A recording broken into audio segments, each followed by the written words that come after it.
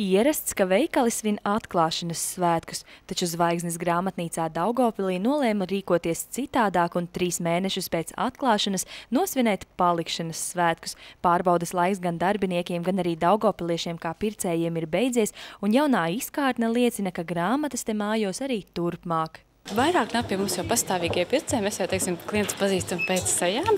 Ļoti bieži pērk bērnu grāmatas un varbūt tādu izzinošo literatūru un mācību grāmatas pārsvarā.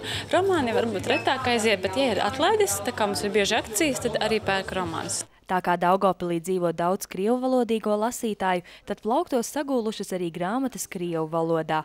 Grāmatnīcā padomāts par visu vecumu lasītājiem ar visdažādākajām interesēm. Mēs agrāk gaidījām, tad, kad bija atbrauc autobuss, ABC Zvaigznes veikali, bet tagad ir tāda iespēja, kad arī var uz vietas. Tādu iespēju nevar palaist, kad ir pa 50% ļoti kvalitatīvas un labas grāmatas. Kādas grāmatas visbiežāk izvēlaties? Drīzāk praktiskas grāmatas. Un kāpēc? Visu noder dzīvē. Svētku laikā Zvaigznes grāmatnīca daugavpiliešiem dāvāja nevien 50% atlaides savas izdevniecības grāmatām, bet arī priecēja ar nelielu koncertu.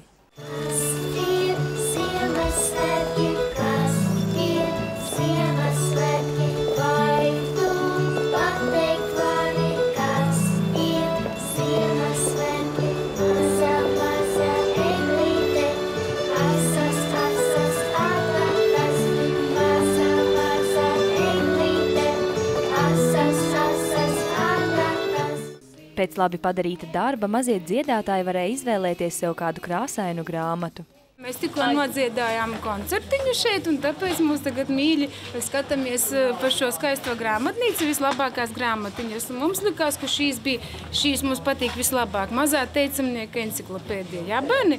Jā. Tāpēc, ka mēs visi gribam būt mazi teicamnieki. Jā? Gribat teicamnieki?